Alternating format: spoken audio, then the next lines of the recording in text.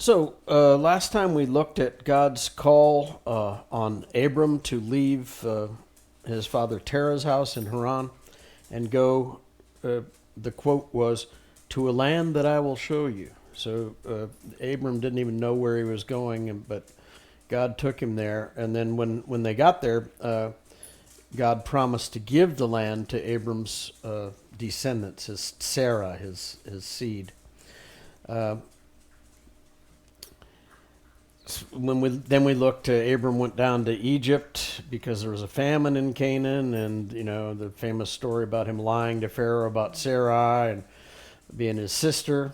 And then when they returned from Egypt, Abram and Lot separated, if you remember, and Abram gave Lot first choice. Lot. I'll go this way. You go that way. I'll go that way. Yep. Lot chose the Jordan Valley, the lower Jordan Valley. Which is it's still today very fertile. Believe it or not, they grow bananas there in the desert. And anyway, it's a very fertile land, and Lot chose that. And but then what we'll see is he didn't stay there. He moved south along the east shore of the Dead Sea until he ended up in Sodom, actually living in Sodom. So with Genesis 14, in the first part of it, we see this little war that happened between these two alliances of kings, and the first three verses just sort of give us the executive summary of that war, and then verses 4 through 12 give us the details. So in verse 1 of chapter 14, it says, in the days of Amraphel, and by the way, I have the meanings of these names listed in the notes, but I'm not going to go through them except in a few specific cases. In the days of Amraphel, king of Shinar, Arioch, king of Elasar, Chedorlaomer, king of Elam, and Tidal, king of Goyim. So this is the list of the first of the kings, these kings that came into the land, and these guys were all from Mesopotamia, and except for Chedorlaomer was from Elam, which was southwestern Iran, on the eastern side of the Arabian Gulf. Anyway, these guys, and we're familiar with a couple of these names. Shinar, remember, is where the Tower of Babel took place. That literally means country of two rivers. So it's the Hebrew for Mesopotamia. And remember that this plain is where also Ur of the Chaldeans was. Ur is just west of the confluence of the Tigris and the Euphrates. Now this is the thing that I need to fix, and I already have fixed it actually. I said that this is the first instance of this word goyim. It's not. The first instance is in chapter 10, verse 5. Remember we talked about the table of the nations. Goyim literally means nations, and or people or Gentiles. So this guy Tidal was king of the nations. So then in verse 2 it says, these kings, the ones that we just looked at, made war with Bera, king of Sodom, Bersha, king of Gomorrah, Shinab, king of Admah, Shemaber, king of Zoboaim, and the king of Bela, that is Zoar. And all these joined forces in the valley of Siddim, that is the Salt Sea. 12 years they'd served Chedorlaomer, but in the 13th year they rebelled. Now these guys were kings of the cities of the plain, and if you look in that inset on the map there, see you have Gomorrah, Admah, Zeboim, Bela, and Sodom right? 1, 2, 3, 4, 5. The cities of the plain. This is and notice that all of those locations have question marks except for Bela. See that? They know where Zoar was. Anybody remember where we've heard about Zoar before? Was that where Lot? That's where Lot escaped to. He asked, the angels had told him, you need to go up into the mountains. And he said, no, it's too difficult for me and my family. Can I just go to this little place here, Zoar, which was called Bela at one time. And they said, okay, well, go there, right? So Zoar, we know where Bela / Zoar were because Zoar still exists. The rest of them, not so much. Right? God destroyed the cities of the plain apart from Zoar. And notice that Zoar's name, and we'll get to this when we talk about the destruction of Sodom and Gomorrah, Zoar's name means insignificance. That's what Lot told him. See, this is a small place. It doesn't have, not important. So notice the meanings of these kings' names and the cities' names. Bera, son of evil. Oh, what shall we call the baby, dear? Oh, let's call him son of evil. And then Sodom, burning. If you could look through the names there, it seems to me that possibly, and here again, this is my speculation, possibly these places weren't known by those names before they were destroyed, but they were known by those names afterward, right? And remember, Moses wrote this all down later on, right? So possibly they were renamed and Moses used the new names, just like, if you remember, he did that with Bethel. At the time that Abram first went to Bethel, it wasn't called Bethel. It was renamed Bethel by Jacob many years later. So this isn't the first time that Moses has used a name that was a later name. And so this may be the case with these cities of the plain. So I was just going to say it's interesting. You had the list of the northern kings, and then this list of kings here, and the northern kings make me think of the elves out of Lord of the Rings, and these lists of names sound like the dwarves. Yeah, really. Yep. Thorin Oakenshield. Yeah. So apparently Chedorlaomer had subdued this area sometime in the past, right? I would say like 12 years in the past. And they had been paying him tribute ever since. They were vassal states. They were vassal kings, beholden to Chedorlaomer's good graces, whatever they might have been. So they tolerated that for 12 years. But then they rebelled in the 13th year. As it turned out, that was probably a mistake because in the 14th year, Chedorlaomer had gathered together an alliance and brought it down upon them again. So in verse 5, it says, in the 14th year, Chedorlaomer and the kings who were with him came and defeated the Rephaim, and that means giants, in Ashtaroth Karnaim, the Zuzim in Ham, the Emim in Shava Kiriathim, and the Horites in their hill country of Seir, as far as El Paran, on the border of the wilderness. Then they turned back and came to En Mishpat, that is Kadesh, and defeated all the country of the Amalekites, and also the Amorites who were dwelling in Hazan Tamar. Okay, so there are a lot of names there. Take a look at the map here. So as you see the solid blue line there, remember the kings under Chedorlaomer were coming from Mesopotamia. And we talked about this before. Mesopotamia, you can't see it on this map, is due east of here. But it is stinking, nasty desert. So the way to do it is to go up the river Euphrates to somewhere north of Damascus, up in southern Turkey, around, where was it that Terah lived? Haran, right? And go up to that area, and then come back down to Damascus.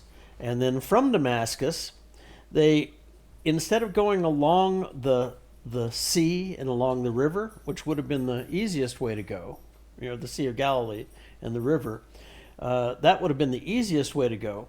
But for a couple of reasons, they didn't. The first reason was they needed to deal with these Rephites, Zuzites, right, Emites, Amorites, and they were on the way.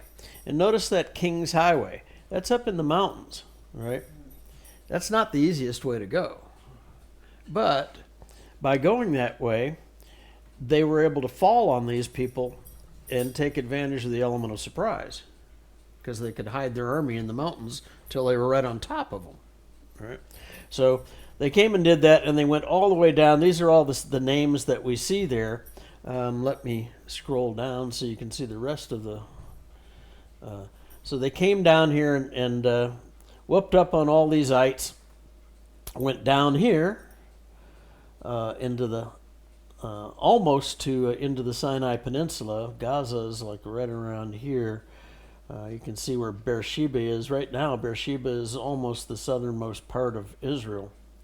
And then after they had brought all these people back into line, they started heading home. And when they got to this place, Hazar Tamar, the kings of the cities of the plain, these guys down here, these red guys, these guys right here, decided this was their opportunity to get out from underneath Chedorlaomer's yoke.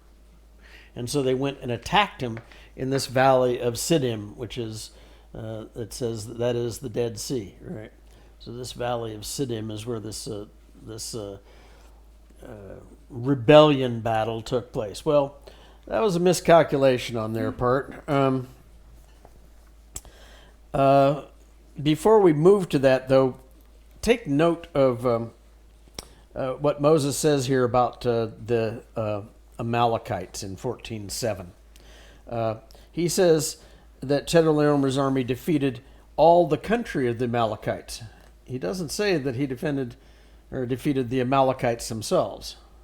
Well, that's good, because Amalek, for whom these Amalekites were named, hadn't been born yet. Right?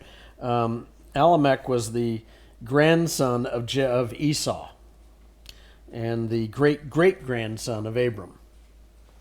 So when this happened, Amalek didn't exist. Now, just as an aside here, the Amalekites were known for their physical size. They were giants, and if you'll remember, the 12 spies that went up to spy out the land when they were this is in Numbers, they went up from Sinai into the land to spy out the land, and 10 of them came back with a report, there are giants living up there, and we look like grasshoppers to them, and we seemed like grasshoppers to ourselves by comparison to them, right? So they gave a bad report, and then Caleb and Joshua said, no, let's go up there, we can whoop them. But anyway, the Amalekites were noted for their large size. And apparently the Philistine Goliath was also a descendant of Amalek.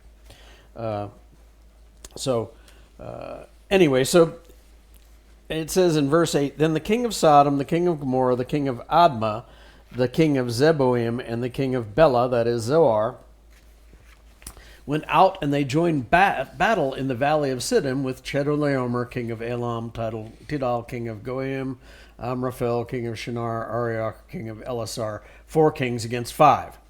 Now, the valley of Siddim was full of bitumen pits, that's tar, and as the kings of Sodom and Gomorrah fled, some fell into them, and the rest fled to the hill country. So the enemy took all the possessions of Sodom and Gomorrah and all their provisions and went their way. They also took Lot, the son of Abram's brother, who was dwelling in Sodom, and his possessions, and went their way. So, as I said, as Chedorlaomer and his armies were heading for home after bringing all of these different ites back into line, the kings of the valley saw their chance. Well, they thought they saw their chance anyway. And, to get out from underneath those tribute payments to Chedorlaomer. And Chedorlaomer routed them and put them to flight. And that disastrous defeat, they scattered into the hills, and then Chedorlaomer sacked their cities and took a bunch of prisoners, including Lot. Now, as I said, remember that Lot, when Abram and Lot separated, he had gone into the valley of the Jordan up, that would be right east of Jericho, there at the north end of the Dead Sea. But over time, he had drifted further and further and further toward Sodom. Now, as I said, Sodom is the location of Sodom is questionable. This is a pretty good candidate, and I happen to believe in this one. But there's also been a proposal that Sodom was up here to the east of the Jordan, or northeast of the Dead Sea. Nobody really knows because they don't exist anymore. It would make sense that Sodom and Gomorrah were down here because, remember, Lot and his family fled to Bela. So it doesn't make sense that they would go from here all the way down the Dead Sea to Bela. And we do know where Bela was. So I'll just leave you to chew on that. This reminded me, the fact that Lot was in Sodom itself by this time, it reminded me of something that our pastor in Tucson said one night.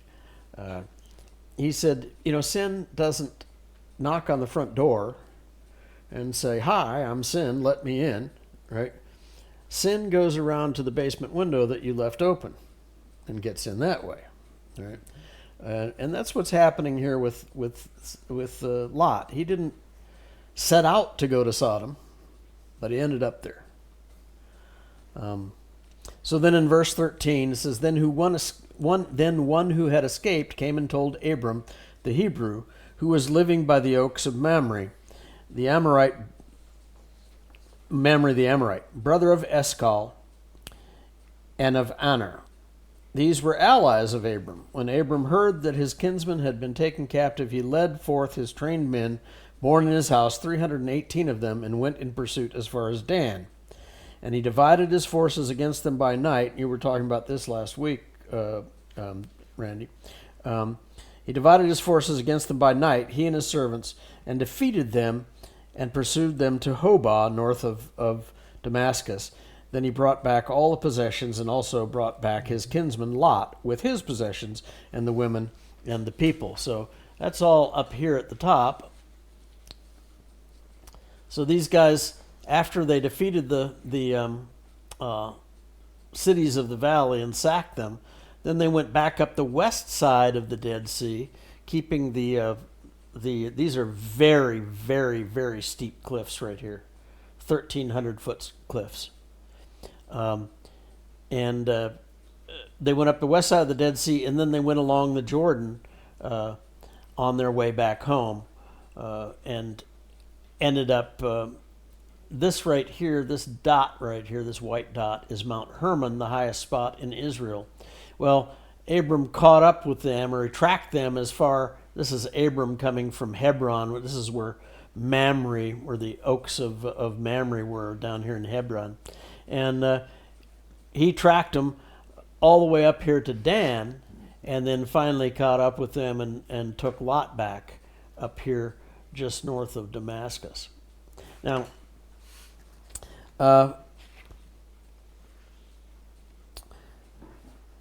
so verse 13 here is the first instance where we find the name Hebrew, and it means one from beyond. Now, notice that Abram wasn't called an Israelite. Why? God hadn't established the nation Israel yet. Israel, the person named Israel, formerly known as Jacob, didn't exist yet, right? He was Abram's grandson. So Abram wasn't called an Israelite because there was no Israel. Wasn't anybody to call in Israel. So the meaning of the name Hebrew is interesting. It could mean beyond the Euphrates, which Abram could certainly qualify for. And from the Canaanite perspective, it could also mean somebody from beyond the Jordan, which Abram obviously could also qualify for.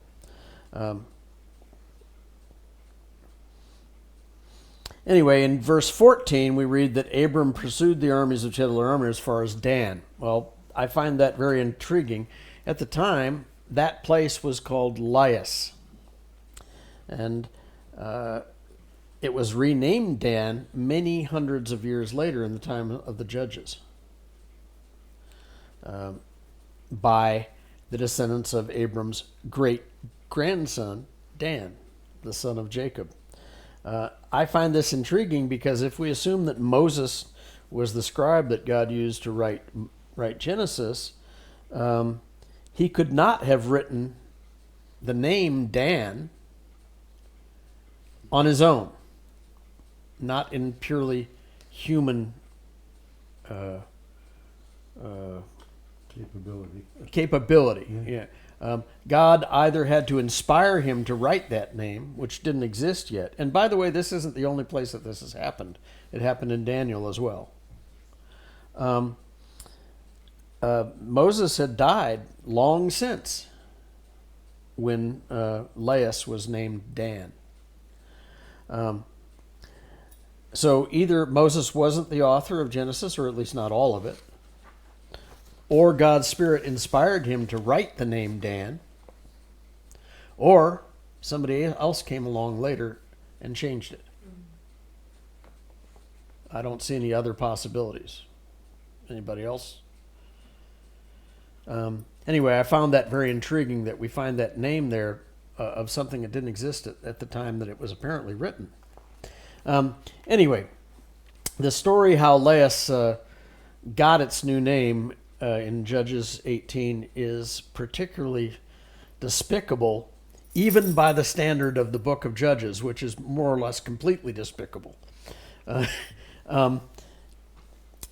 The original tribal allocation of Dan in the book of Joshua was very small. It was along the central coast of the Mediterranean, just west of Jerusalem, and it extended into the mountains of Judea west of Jerusalem. But it was very small, and remember, they had failed to defeat the Philistines that lived along the coast. And so Dan was being squeezed. So they went searching for a new homeland, and they moved northward looking for one. And they found this unsuspecting, and it says this right in the word, unsuspecting and peaceful group of Sidonians living in Laias. And these people were isolated from the main government of Sidon and the defenses, the armies of Sidon, which was primarily a naval power. And so Dan, the tribe of Dan, took them easily. But what really is disgusting about it is along the way they had sent some spies ahead of them, 5 spies. And they had run into this guy, Micah, who was an Ephraimite living in the tribal allocation of Ephraim. And this guy had his own Levite. He had gotten a Levite to live in his house, and he employed him as a priest. And this Levite started up this cult in Micah's household, using an ephod that Micah had made himself, and using some idols that were made out of silver that Micah had contracted a silversmith to make for him, using silver that Micah had stolen from his own mother. I mean, it just gets worse and worse.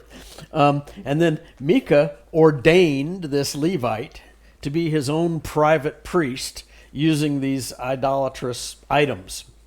And he said, he did that thinking that God would make him prosperous because he has his own Levite. And I'm wondering, do we still do this today? Do we have star preachers Yeah. that we more or less worship or set up sort of Well, how about, cultic ministries. or we support them in a way that makes them do what we want. Mm-hmm. That's what the threat is to so many of them. Some of them would succumb to it. So these 5 spies from Dan went to stay with Micah, offered them lodging in his house, and when they left, they took the Levite and the ephod and the idols, and they went up north, and this priest, this Levite, established this cult in the new homeland of Dan. And by the way, this wouldn't be the first time that Dan indulged in idolatry. When the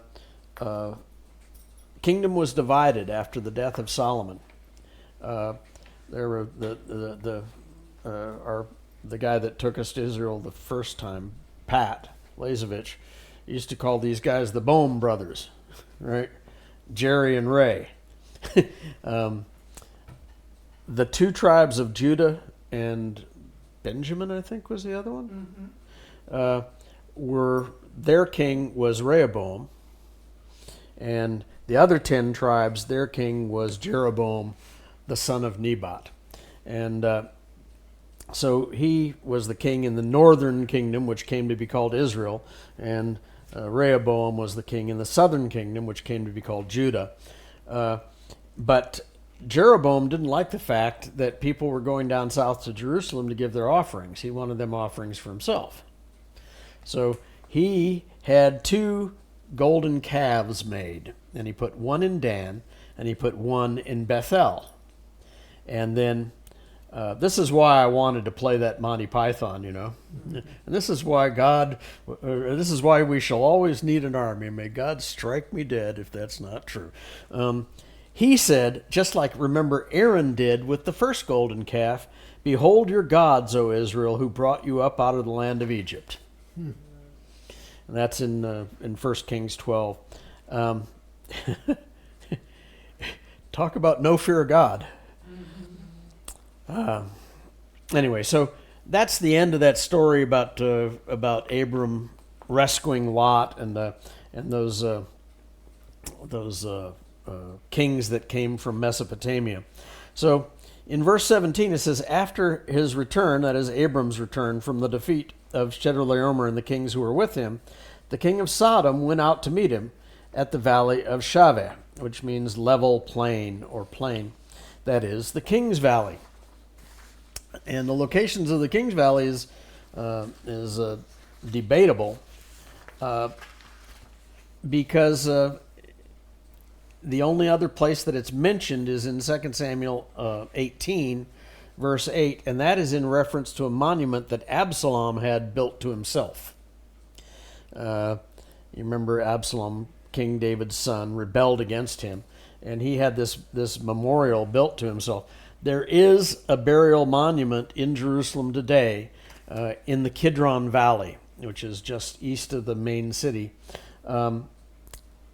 near the eastern wall, and that is traditionally called Absalom's monument, but it likely doesn't date from anywhere near this time. It likely dates from the 1st century AD. And furthermore, the idea that Absalom is buried with this, in the location of this monument, conflicts with 2 Samuel 18, verse 17, that says he was buried in the wood of Ephraim on the east side of the Jordan River.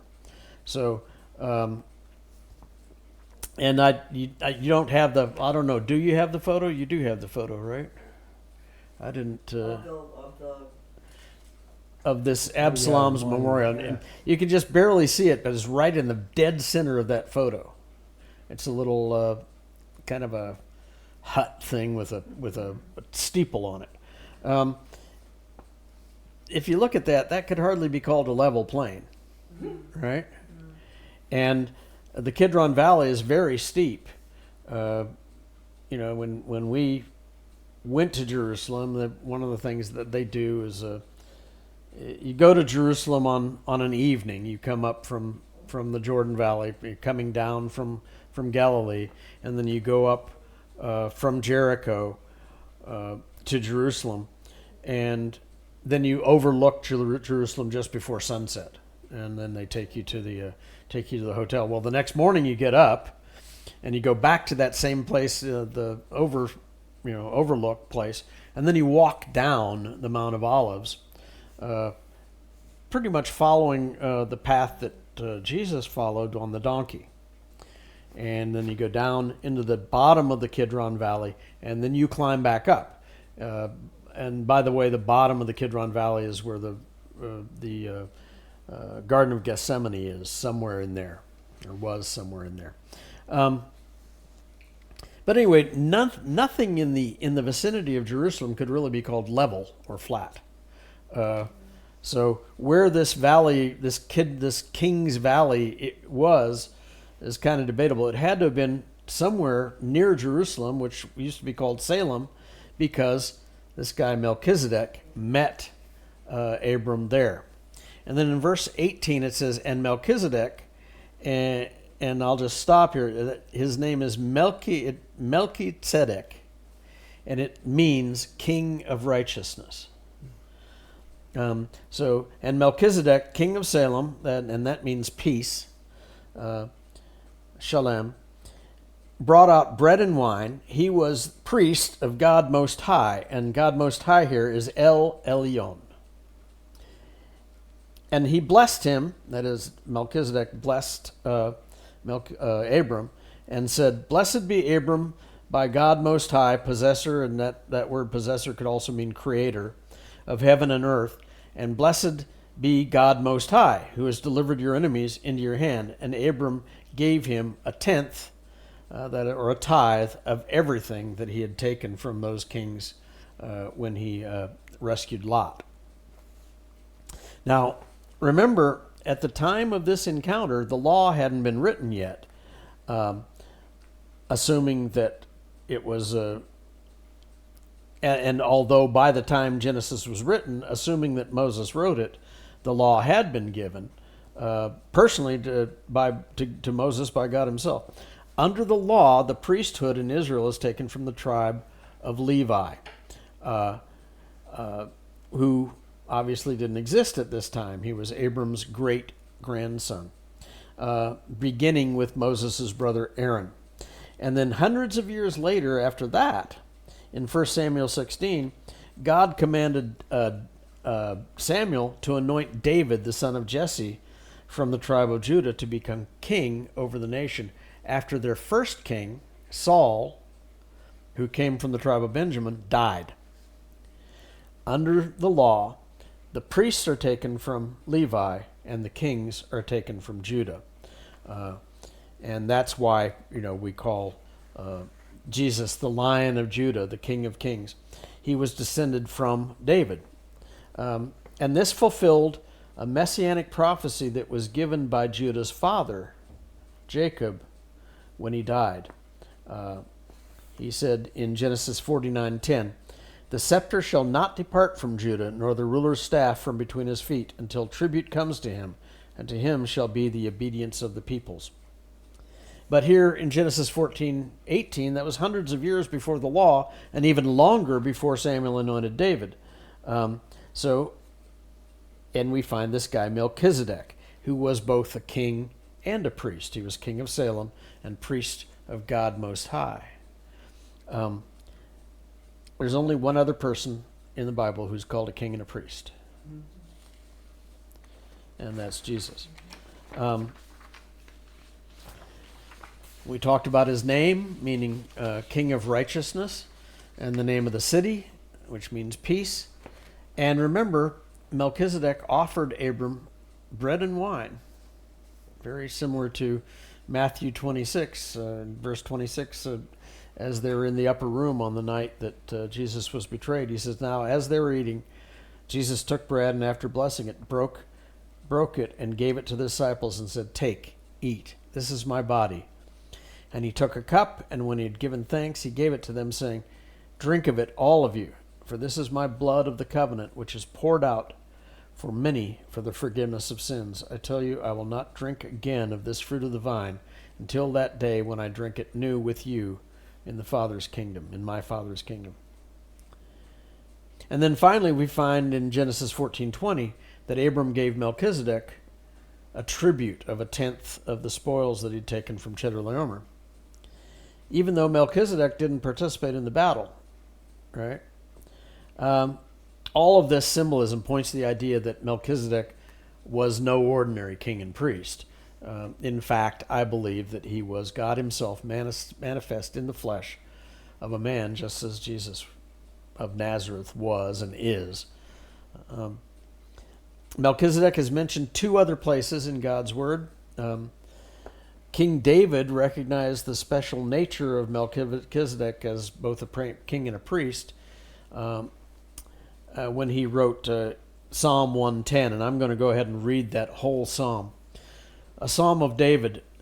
The Lord says to my Lord, sit at my right hand until I make your enemies your footstool. The Lord sends forth from Zion your mighty scepter. Rule in the midst of your enemies. Your people will offer themselves freely on the day of your power in holy garments. From the womb of the morning, the dew of your youth will be yours. The Lord has sworn and will not change his mind. You are a priest forever after the order of Melchizedek. The Lord is at your right hand. He will shatter kings on the day of his wrath. He will execute judgment among the nations, filling them with corpses, and will shatter chiefs over the wide earth. He will drink from the brook by the way. Therefore, he will lift up his head. David recognized that Melchizedek's priestly authority did not come from the law.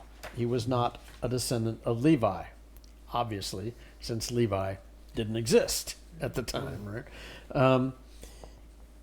And notice also that God says that he'll send out his power from Zion. Zion is another name for Jerusalem, or Salem as it was known in Melchizedek's day. Now, by the way, just as an aside here, if you look at that psalm carefully, you'll notice 2 instances in verse 1 and verse 5 where the word Lord is not in all caps. Okay. That Hebrew that's underlying that is Adonai. And the remaining instances that are in all caps, the underlying Hebrew is Jehovah, or Yod He Vav He. Now, Jesus used Psalm 110 as a rebuttal to the Pharisees. Remember, he asked them, this is in Matthew 22:41. Now, while the Pharisees were gathered together, Jesus asked them a question, saying, what do you think about the Christ? Whose son is he? They said to him, the son of David. Why? Because of all these prophecies that said that he would come from, there would be a root of David that sprung up, right? Well, we're actually, spoiler alert here, we'll talk about that next time when we talk about the idea of righteousness being imputed to us by faith. In Jeremiah, there's a passage that talks about this root of David. They said to him, the son of David. He said to them, how is it then that David in the Spirit calls him Lord, saying, the Lord said to my Lord, sit at my right hand until I put your enemies under your feet. If then David calls him Lord, how is he his son? So I'll just leave you to chew on that for a bit. The Hebrews writer also gives an extensive discussion about the eternal and unique nature of Melchizedek's priesthood. And he compares Jesus to Melchizedek based on Psalm 110 that we just read, and based on Genesis 14, this encounter between Abram and Melchizedek. So in Hebrews 6, starting in verse 19, and I'm going to read this whole passage. It's a long one, so please forgive me. In 6:19, he says, we have this as a sure and steadfast anchor of the soul, a hope that enters into the inner place behind the curtain, where Jesus is gone as a forerunner on our behalf, having become a high priest forever after the order of Melchizedek. For this Melchizedek, going on in chapter 7 of Hebrews, for this Melchizedek, king of Salem, priest of the Most High God, met Abraham returning from the slaughter of the kings, and blessed him. And to him Abraham apportioned 1/10 part of everything. He is first, by translation of his name, King of Righteousness. We talked about that, Melchizedek. And then he is also King of Salem, right? That is, King of Peace. He is without father or mother or genealogy, having neither beginning of days nor end of life, but resembling the Son of God, he continues, a priest forever. See how great this man was, whom Abraham the patriarch gave a tenth of the spoils. And those descendants of Levi who receive the priestly office have a commandment in the law to take tithes from the people, that is, from their brothers, though these are also descended from Abraham. But this man who does not have his descent from them received tithes from Abraham and blessed him who had the promises. And Abraham had the promise that he would inherit the land, right, and that he'd be made into a great nation. It's beyond dispute that the inferior is blessed by the superior. In the one case, tithes are received by mortal men, but in the other case, by one of whom it is testified that he lives. One might even say that Levi himself, who receives tithes, paid tithes through Abraham, for he was still in the loins of his ancestor when Melchizedek met him.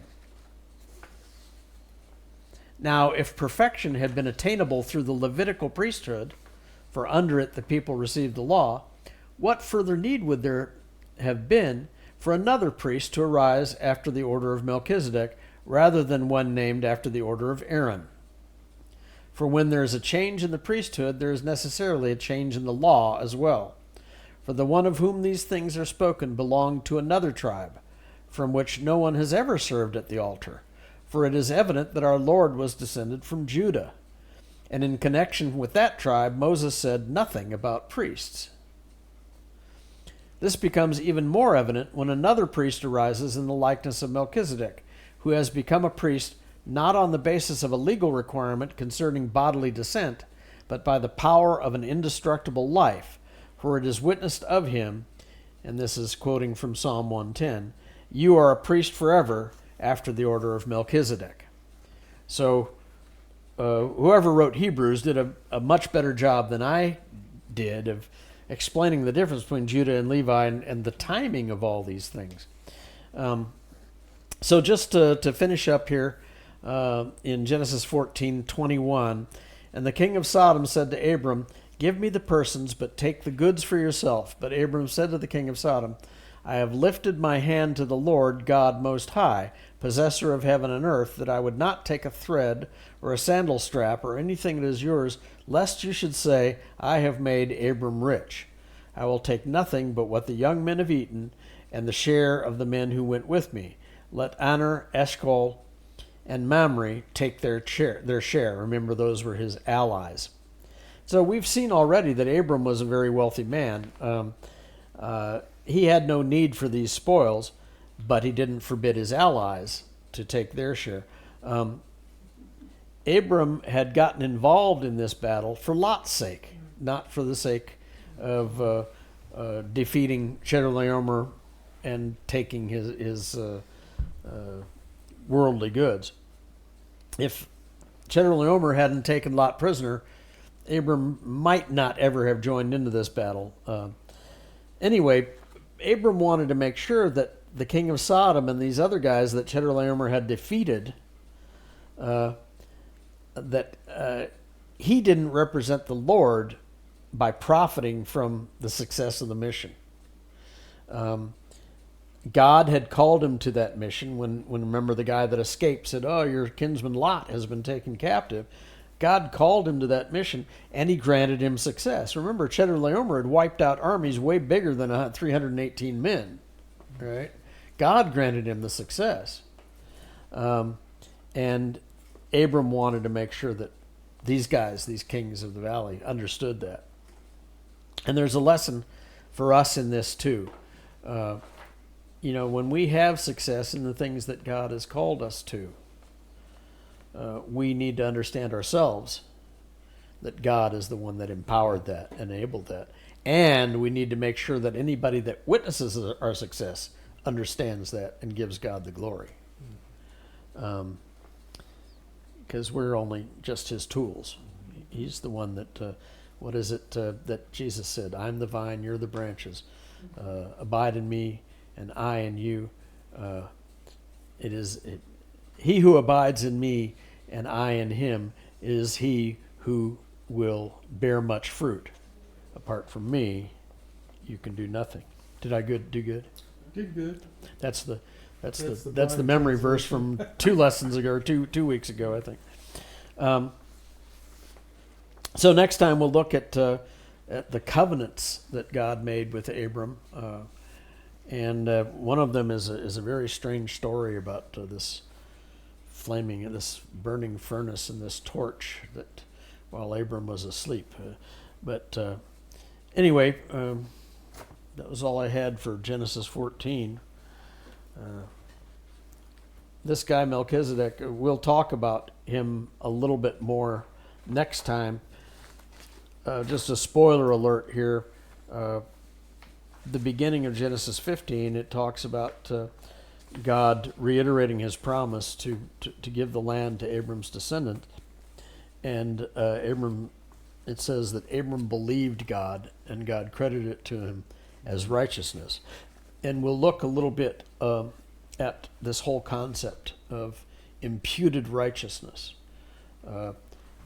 It's something that we could go into for a long time, and it's a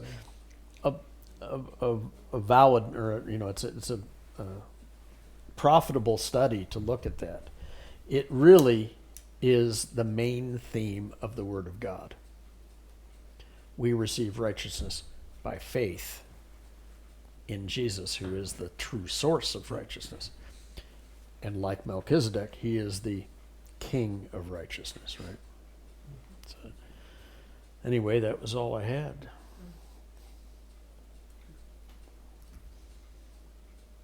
Going once. I was just thinking that if Lot hadn't been taken, Abraham wouldn't have been involved in any of this. Right. And that you can see God's hand orchestrating that meeting Mm-hmm. with Melchizedek. Mm-hmm. And I'm wondering when Abraham gave a tenth, and I think he just scooped up and it equaled the tenth. I don't think he was counting a tenth out. Yeah. I think he just, but I'm just wondering, did Abram recognize that Melchizedek, That guy, Melchizedek. Worthy of the Mr. tithe. M. was God and was an act of worship. I believe so.